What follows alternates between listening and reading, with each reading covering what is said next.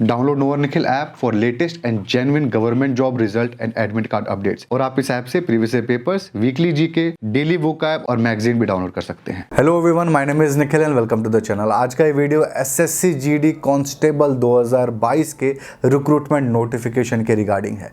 ये इस देश में सबसे बड़ी वैकेंसी में से एक है। 24,000 से ज़्यादा पोस्ट आए हुए हैं जिसको पूरे के पूरे देश में कोई भी मेल फीमेल अप्लाई कर सकते हैं। अब से आपको पता ही है, मैंने एक दो वीडियो पहले भी बता चुका हूं कि अब से जो भी वीडियो मैं बना रहा हूँगा उसके स्टार्टिंग में ही बता दूंगा कि किसके लिए वीडियो नहीं है, ताकि आपका टाइम वेस्ट ना हो। तो किसका टाइम वेस्ट ना हो? जो भी लोग 10th अपीयरिंग है, 10th अभी पास नहीं हुए हैं, उसके लिए वीडियो नहीं है, वो लोग नहीं अप्लाई कर पाएंगे। इस फॉर्म के आखिरी डेट तक जो 10th पास कर चुके हैं, भले किसी भी परसेंटेज से किए हो, ये वीडियो आपके लिए ही है। पूरा वीडियो देखिएगा, प्लीज पूरा वीडियो देखिएगा, बहुत कुछ इस वीडियो में आपको मिलने वाला है। तो एक बार आपको ब्रीफली बता देता हूं कि एसएससी जीडी होता क्या है।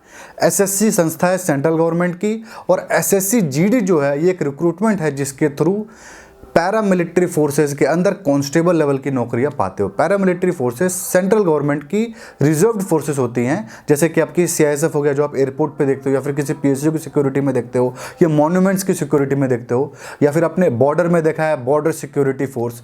तो ये सारी चीजें हैं जो हैं ये पैरामिलिट्री फोर्सेस के अंदर आती हैं। ऐसी ही बहुत सारी फोर्सेस है और इन्हीं फोर्सेस के अंदर कांस्टेबल लेवल की रिक्रूटमेंट यहाँ पे होती है। यहाँ पे आसाम राइफल की और नारकोटिक्स डिपार्टमेंट के अंदर भी कांस्टेबल लेवल की रिक्रूटमेंट इसी के थ्रू होती है। तो आइए इस वीडियो के अंदर हम डिटेल डिस्कशन करते हैं इसके हर एक टॉपिक के ऊपर, हर एक चीज के बारे में हम बात करने वाले हैं। सबसे पहले हम एग्जामिनेशन का डेट देख लेते हैं कि आखिर डेट क्या है। डेट की यहाँ पे बात करें तो 27 अक्टूबर से इसका फॉर्म आउट हो चुका है। आप चाहो तो अप्लाई कर सकते हो। कब तक? 30 नवंबर 2022 तक। 1 दिसंबर 2022 इसकी पेमेंट करने का लास्ट डेट है। इसकी एग्जामिनेशन की बात करें तो जनवरी 2023 में इसका एग्जामिनेशन होने वाला है। अब इसकी फीस के बारे में बात करें तो 100 रुपए यहाँ पे एप्लीकेशन फीस है जनरल, ओबीसी, ईडब्ल्यूएस के मेल कैंडिडेट के लिए, लड़कों के लिए।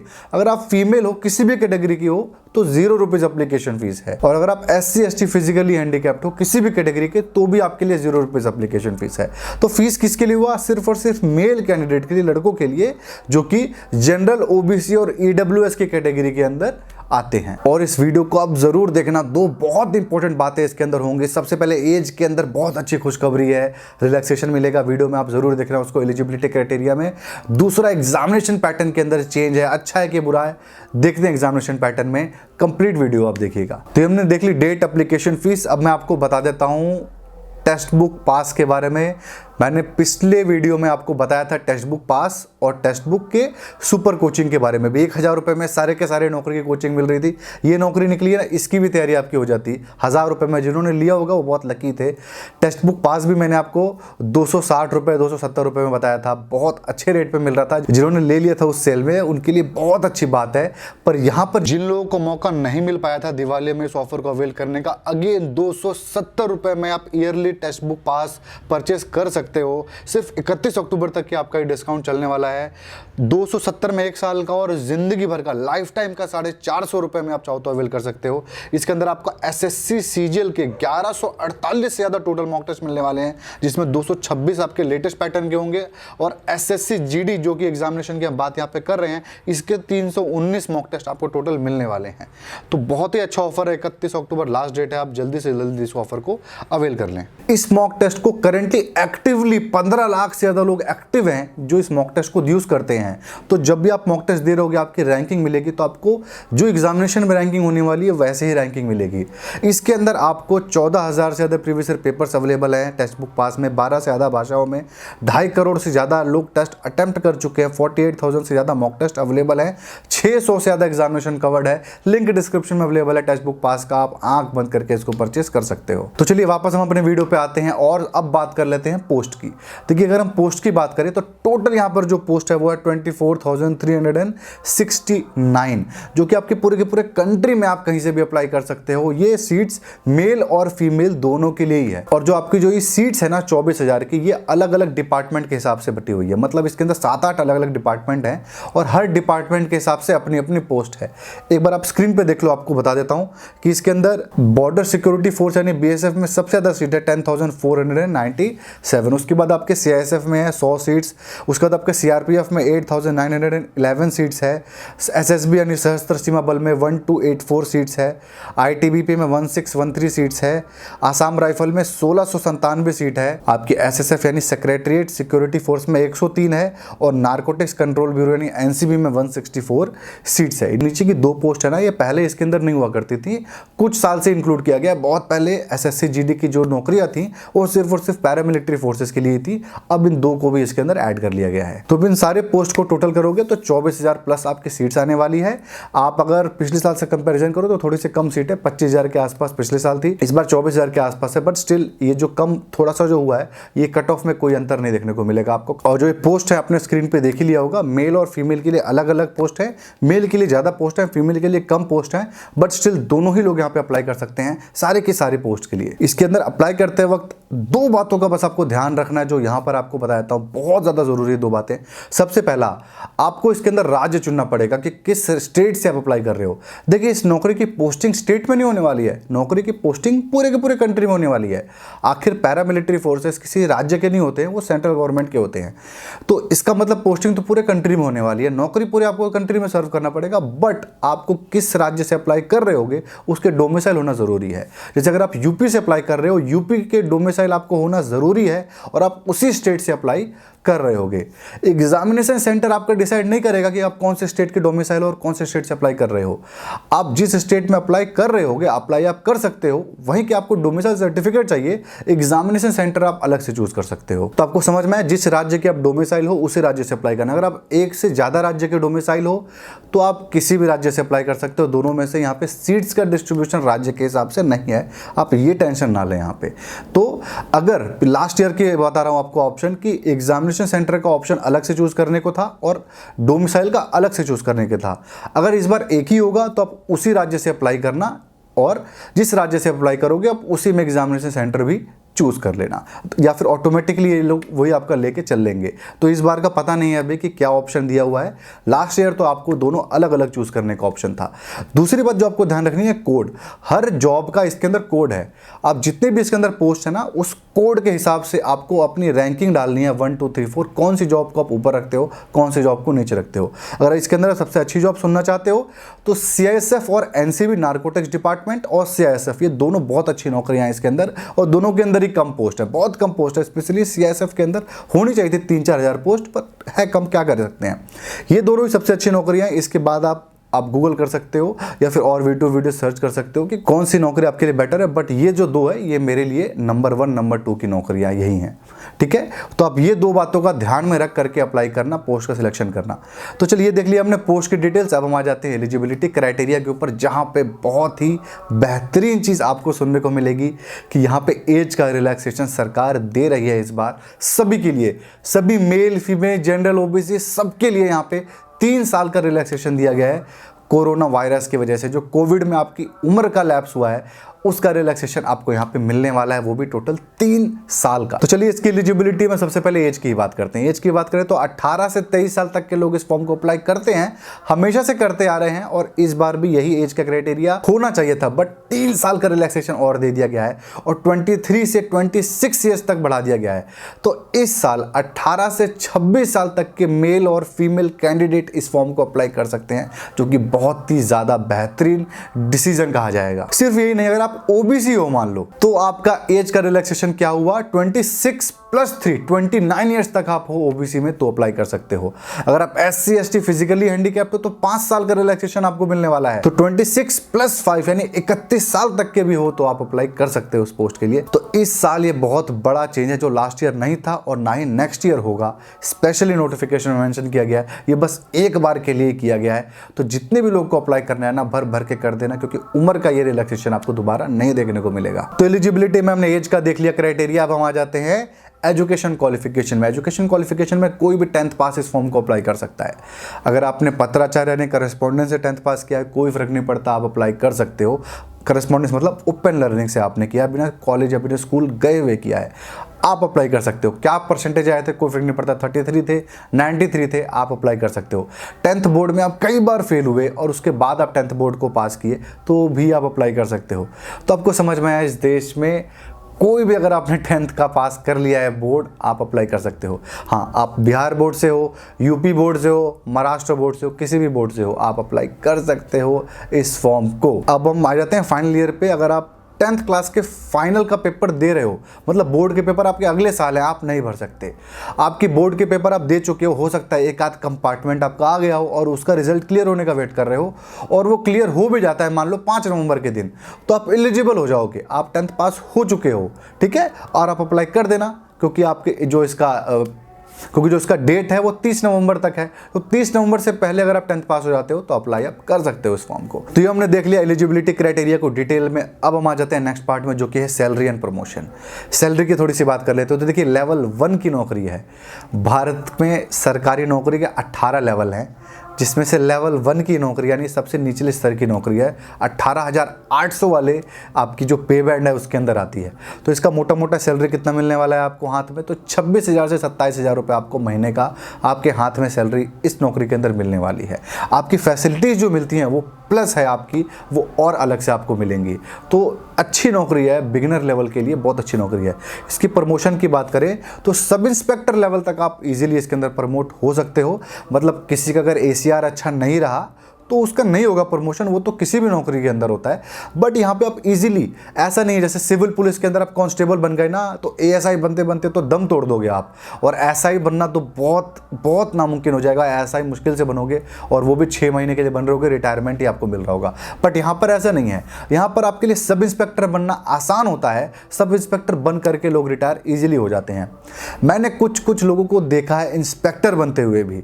तो आप कांस्टेबल से इंस्पेक्टर लेवल तक जा सकते हो इस नौकरी के अंदर, बट कम होते हैं, वो रेयर हैं। बट सब इंस्पेक्टर तो आप लेकर चलो बन ही सकते हो उसके अंदर। तो काफ़ी अच्छा प्रमोशन का भी चांस है। सब इंस्पेक्टर आप बन जाओगे, लेवल 7 पहुंच जाओगे, लेवल 8 पहुंच जाओगे, आपकी जो सैलरी है वो कम से कम नहीं तो 80-90 हज़ार हो जाएगी। बहुत अच्छी बात है ये, ठीक है। तो ये हमने देख लिया सैलरी और प्रमोशन की डिटेल। अब हम आ जाते हैं नेक्स्ट पार्ट के ऊपर, जो कि एग्जामिनेशन पैटर्न। देख लेते हैं कौन कौन से प्रोसेस से गुजर के आपकी नौकरी लगने वाली है। तो देखिए, यहाँ पे मेनली 2 ही आपके स्टेप्स हैं, और कहने के लिए 4 स्टेप्स हैं। सबसे पहला है रिटन एग्जामिनेशन। बस एक ही रिटन एग्जामिनेशन है यहाँ पे, 2-3 आपका प्रीलिम्स मेंस के हिसाब से नहीं बटा हुआ है। और यहाँ पर भी आपको इंग्लिश नहीं आता है तो आपके लिए बहुत अच्छा, इंग्लिश की यहाँ पे रिक्वायरमेंट है भी नहीं।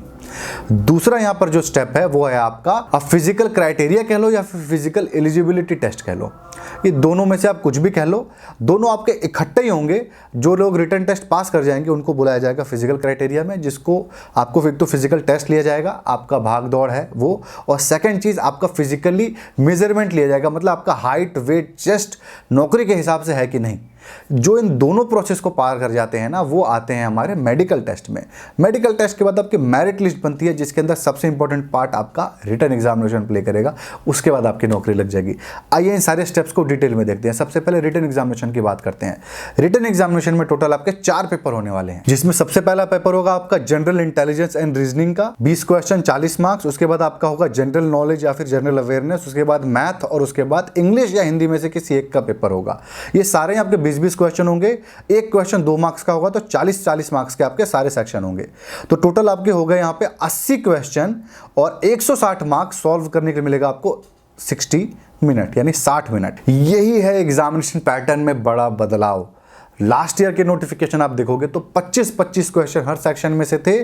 टोटल 100 क्वेश्चन आपके आ रहे थे, जिसको सॉल्व करने के लिए आपको 90 मिनट्स मिलता था, 90 मिनट। आधा घंटा कम कर दिया गया और 20 क्वेश्चन कम किए गए हैं आपके यहाँ पे टोटल में से। एक और बदलाव यह है कि लास्ट ईयर एक क्वेश्चन 1 मार्क्स का था, इस बार एक क्वेश्चन 2 मार्क्स का है।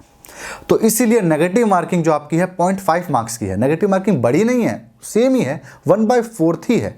बस 0.5 0.25 सुनने में आपको लग रहा होगा बड़ा, चूंकि लास्ट ईयर एक क्वेश्चन 1 मार्क्स का था, इस बार 2 मार्क्स का है, तो इसलिए 1/4 की जो वैल्यू 0.5 हो जाती है। तो कंफ्यूज मत होइएगा, नेगेटिव मार्किंग उतनी ही है जितनी हमेशा से थी। बदलाव यहां पर सिर्फ और सिर्फ समय में है और नंबर ऑफ क्वेश्चन में है। पहले 100 क्वेश्चन सॉल्व करने थे, आप 80 हो चुके हैं, और आपको समय 90 मिनट से 60 मिनट हो गया, जो कि मेरे पॉइंट ऑफ व्यू से गलत है। बहुत, मतलब मैं अच्छा नहीं मानता हूं इसको, बट किसी किसी के लिए बहुत अच्छा भी है। कट ऑफ आप देखो, कभी भी 80 कट ऑफ तो जाता नहीं था कि भाई 80 कट ऑफ जा रहा है, कि भाई अब 100 क्वेश्चन में से 80 लोग मार दे रहे हैं सही, और वो भी 80 कट ऑफ 50-50 हज़ार लोग मार रहे हैं, ऐसा तो कभी होता नहीं था। तो मोस्टली आप लेके चलो कि 100 क्वेश्चन में से 20 से 30 क्वेश्चन तो ऐसे होते थे जो स्टूडेंट पढ़ता भी नहीं था। तो वो क्वेश्चन हट भी जाए तो क्या ही फर्क पड़ेगा। समझ रहे हो आप। हो सकता है टॉपर्स को टाइम मिल जाएगा एग्जामिनेशन में, बैठा हो हाँ भाई 50 मिनट में सॉल्व हो गया, 10 मिनट बचे हैं मेरे पास। लेकिन जो स्टूडेंट पास करने के लिए स्ट्रगल करता है उसके लिए घाटा इसलिए क्योंकि आधा घंटा कम हो चुका है यार। वो आधे घंटे में मैं अपना कट ऑफ अच्छा इंप्रूव कर सकता था। इस साल इसी की वजह से हो सकता है कट ऑफ में 2-4 नंबर ज़्यादा नहीं होगा, क्योंकि सब के सब लोग पेपर देने वाले हैं एज के हिसाब से। समझ रहे हो आप, 26 साल और 29 साल के लोग भी पेपर दे सकते हैं। तो इस बार जो बैंक क्लर्क वाले भी पेपर अगर देने लग जाएंगे तो लगा देंगे वॉट, और इसका कट ऑफ बहुत हाई कर सकते हैं, क्योंकि वो 60 मिनट में आदत है पेपर सॉल्व करने की। तो आप ये सोच करके मत पेपर देना कि भाई अब कट ऑफ कम हो जाएगा, नहीं होगा। गारंटी देता हूं कट ऑफ कम नहीं होगा, कट ऑफ ऑलमोस्ट सेम ही रहने वाला है। ये जो 20 क्वेश्चन कम हुए हैं वो 20 क्वेश्चन वैसे भी ज़्यादातर लोग पढ़ते भी नहीं थे जो कट ऑफ क्रिएट करते हैं। टॉपर्स कट ऑफ नहीं क्रिएट करते हैं, जो बॉटम वाले हैं वो कट ऑफ क्रिएट करते हैं, कि वो कट ऑफ डिसाइड करते हैं कि मिनिमम क्या जाएगा। समझ में आया आपको। तो इसके अंदर आपको तैयारी उसी हिसाब से करनी पड़ेगी, आप इजी नहीं ले सकते हो। तो ये हो गया हमारा रिटन एग्जामिनेशन का पैटर्न। एक यहाँ पर आपको पॉइंट और बता दूं, अगर आप एनसीसी में हो तो आपको यहाँ पर कुछ रिलैक्सेशन मिलने वाला है। अगर आप एनसीसी ए सर्टिफिकेट होल्डर हो तो 2% के आपके मार्क्स में बढ़ोतरी मिल जाएगी, बी सर्टिफिकेट हो तो 3%, सी सर्टिफिकेट हो तो 5% की बढ़ोतरी मिल जाएगी। मतलब अगर आपके 100 में से 100 आ रहे होंगे, ए सर्टिफिकेट हो गए तो 105 नंबर आपके लिख दिए जाएंगे, ऐसे ही 103 और 102 लिखे जाएंगे सर्टिफिकेट के हिसाब से। ठीक है, तो ये हमने देख लिया रिटन एग्जामिनेशन। अब हम आ जाते हैं हमारे फिजिकल एग्जामिनेशन के ऊपर। फिजिकल एग्जामिनेशन के 2 पार्ट है। पहला आपको फिजिकल क्राइटेरिया बता देता हूं कि फिजिकली क्या चीजें चाहिए इस नौकरी को करने के लिए, उसके बाद आपको क्या परीक्षाएं लेंगे फिजिकल का उसके बारे में देखेंगे। तो क्या चीजें चाहिए उसको देख लेते हैं। सबसे पहले तो इसके अंदर मेल और फीमेल दोनों की हाइट की एक रिक्वायरमेंट है, और सिर्फ मेल की ही चेस्ट की रिक्वायरमेंट है, फीमेल की कोई चेस्ट की रिक्वायरमेंट नहीं है। तो हाइट की रिक्वायरमेंट देख लेते हैं। तो यहाँ पर जितने भी मेल हैं 170 सेंटीमीटर मिनिमम हाइट चाहिए, फीमेल की 157 चाहिए। लेकिन ऐसा नहीं है, रिलैक्सेशन के बारे में भी सुन लीजिए। अगर आप शेड्यूल ट्राइब के हो तो 162.5 मेल के लिए है, 150 फीमेल के लिए हो जाएगा, बहुत रिलैक्सेशन है ये। अगर आप शेड्यूल ट्राइब हो नॉर्थ ईस्टर्न स्टेट की तो मेल के लिए 157 हो जाता है, और कम हो जाता है आपको 5 सेंटीमीटर, और फीमेल के लिए 147.5 हो जाता है। और अगर आप शेड्यूल ट्राइब हो जहां पे लेफ्ट विंग से अफेक्टेड डिस्ट्रिक्ट है वहां पर हो, इस नोटिफिकेशन के देखिए, अगर आप जानना चाहते हो ना आप कौन से ट्राइब के हो क्या हो, तो इसी नोटिफिकेशन के लिंक डिस्क्रिप्शन में अवेलेबल है, अप्लाई करने के लिए भी, नोटिफिकेशन आउट करने के लिए भी। नोटिफिकेशन के सबसे लास्ट में पूरी की पूरी लिस्ट दी गई है, वहां पर आप जाकर के चीजें देख सकते हो। तो वापस आ जाते हैं इसके ऊपर कि लेफ्ट विंग से अफेक्टेड वालों में 160 सेंटीमीटर का मेल का चाहिए, 147.5 फीमेल का चाहिए। नेक्स्ट है हमारा, अगर आप गढ़वाली हो, कुमाऊं के हो, डोगराज हो, और आप मराठास हो और इन राज्यों से बिलोंग करते हो जिसमें आसाम, हिमाचल प्रदेश, जम्मू कश्मीर और लद्दाख आता है, तो अब मेल के लिए 165 और फीमेल के लिए 155 है। नेक्स्ट, अगर आप नॉर्थ ईस्टर्न राज्य से हो तो नॉर्थ ईस्ट में क्या आते हैं, अरुणाचल प्रदेश, मणिपुर, मेघालय, मिजोरम, नागालैंड, सिक्किम और त्रिपुरा, तो आपके लिए ऑटोमेटिकली 162.5 मेल के लिए, 152.5 फीमेल के लिए हो जाएगा, बिना किसी कैटेगरी के। ठीक है, और नीचे वाला भी आपका गोरखा के लिए ही है 157, जिसमें मेल का है, 152.5 आपका फीमेल के लिए है। तो आपको हाइट का समझ में आया। ये जितनी भी रिक्वायरमेंट बता रहा हूं ना, अगर आप एक्स सर्विसमैन तो आपके लिए कोई रिक्वायरमेंट नहीं है। एक्स सर्विसमैन के लिए ना ही फिजिकल टेस्ट होने वाला है, ना ही कोई रिक्वायरमेंट है। रिटन टेस्ट के बाद आपको सीधा ही मेडिकल टेस्ट में कर लेंगे, तो रिटन ही टेस्ट में आपका मेरिट बनेगा। यहाँ पे रिजर्वेशन भी है एक्स सर्विसमैन के लिए, तो कोई आपका फिजिकल क्राइटेरिया नहीं, ना ही कोई टेस्ट देना है आपको। तो चलिए आ जाते हैं, तो हाइट की बात हो गई, अब हम चेस्ट पे आ जाते हैं। चेस्ट की बात करें यहाँ पे, तो मिनिमम जो आपका चेस्ट चाहिए वो चाहिए 80 सेंटीमीटर, और फूला करके उसको 5 सेंटीमीटर हो जाना चाहिए। अगर अगर आप शेड्यूल ट्राइब के हो तो 76 सेंटीमीटर में भी काम चल जाएगा, लेकिन फुलाना तो 5 सेंटीमीटर ही पड़ेगा आपको। अगर आप गोरखा हो, कुमाई के हो, मराठास हो और असम, हिमाचल प्रदेश, जम्मू कश्मीर, लद्दाख के हो तो 78 सेंटीमीटर चेस्ट में भी काम चल जाएगा। और अगर आप नॉर्थ ईस्ट स्टेट के हो तो 77 सेंटीमीटर में भी काम चल जाएगा, बिना किसी कैटेगरी के रिक्वायरमेंट के। बट फुलाना तो चेस्ट अभी भी 5 सेंटीमीटर ही पड़ेगा, क्योंकि वो लंग्स का टेस्ट है, वो बहुत ज़्यादा जरूरी है इस टाइप की नौकरी के लिए। तो ये हो गया क्राइटेरिया, फिजिकल क्राइटेरिया। अब हम फिजिकल टेस्ट के ऊपर आ जाते हैं कि आखिर टेस्ट क्या देना है। जो ये क्राइटेरिया पार कर पाएंगे वहीं उनका टेस्ट भी होगा। फिजिकल टेस्ट में मेल के लिए 5 किलोमीटर का टेस्ट होगा, जो कि 24 मिनट में आपको पार करना पड़ेगा। ठीक है, इसके बाद फीमेल के लिए 1.6 किलोमीटर का होगा, जो कि 8.5 मिनट में पार करना पड़ेगा। लेकिन अगर आप लद्दाख रीजन के हो, लद्दाख के रहने वाले हो, तो 1.6 किलोमीटर आपको करना पड़ेगा मेल के लिए, वो भी 6.5 मिनट में, और फीमेल के लिए 800 मीटर करना पड़ेगा 4 मिनट में। तो यहां पर लद्दाख वालों के लिए रिलैक्सेशन है। याद करें, लद्दाख जो नया राज्य बना है ना, नया वाला लद्दाख है, उसके हिसाब से ये होगा, पुराने वाले हिसाब से नहीं होगा। तो ये आपको समझ में आ गया कि क्या यहाँ पे रिक्वायरमेंट है फिजिकली के। तो आपको रिटन टेस्ट होगा, फिजिकल टेस्ट होगा, इसके बाद आपका सिलेक्शन हो जाएगा मेडिकल टेस्ट के बाद। तो ये हो गया सारा का सारा हमारा प्रोसेस। अब हम आ जाते हैं नेक्स्ट पार्ट पे, जो कि है बुक्स की कौन सी बुक्स बेस्ट है इस नौकरी को क्रैक करने के लिए। तो देखिए यहाँ पे अगर आपके पास सिंगल बुक मेरी पहले की बताई हुई है, यहाँ पर काम आ जाएगा। आपके जो एग्जामिनेशन पैटर्न है उसके सिलेबस में कोई चीज़ नहीं है, सिलेबस सेम है, बस नंबर ऑफ क्वेश्चन आपके बदले हैं, ठीक है। तो पुरानी बुक भी यहाँ पे काम आ जाएगी। पुरानी बुक अगर आपके पास है, नई लेने की कोई ज़रूरत नहीं है, आप उससे पढ़ाई कर सकते हो। दिशा की आपके पास मैंने लास्ट में रिकमेंड की थी, वो बुक बहुत अच्छी थी, आप उससे पढ़ाई कर सकते हो। यहाँ पर फिर अगर आपके पास बुक नहीं है, सिंगल बुक से पढ़ाई करनी है, तो दिशा पब्लिकेशन वाली आप बुक ले सकते हो। यहाँ पे स्क्रीन पे फोटो डिस्प्ले कर दूंगा, लिंक आपको डिस्क्रिप्शन में दे दूंगा। One of the best book है, आप आंख बंद करके उसको परचेस कर लो, उसमें सारा का सारा सिलेबस आपका कवर्ड है इस नौकरी के लिए। सेकंड बुक आपको बताता हूँ जो कि बहुत ज़्यादा ज़रूरी है इस तैयारी के लिए, बहुत हद से ज़्यादा ज़रूरी है। वो क्या है आपका प्रीवियस ईयर के पेपर्स। 20 जो आपके ये बेसिकली जो टेस्ट होता है वो 20 अलग अलग शिफ्ट में होता है। तो लास्ट टेस्ट के 20 की 20 शिफ्ट के और भी कई सारे पेपर्स आपके अवेलेबल हैं एक बुक के फॉर्म में, जो कि आई थिंक 100-120 रुपए की किताब होगी। मैं यहाँ फोटो भी डिस्प्ले कर दूंगा, लिंक भी डिस्क्रिप्शन में दे दूंगा। One of the best book है प्रीवियस ईयर पेपर्स को सॉल्व करने के लिए, और उससे आपके क्वेश्चन डायरेक्ट भिड़ने वाले हैं।